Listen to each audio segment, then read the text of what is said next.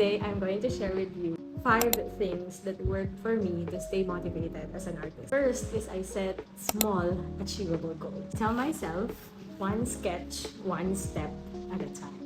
Number 2, I built a simple routine. Short daily art sessions keeps me moving on busy days. Tip number 3, when I feel drained, I recharge my inspiration. I walk outside or I go to galleries or cafes where I can see other people's artwork. Number 4 is to surround myself with creative community. It's very important that the people around us also inspire us to be creative. 5, I remind myself to enjoy the process. Not every piece has to be perfect. Art is about the journey.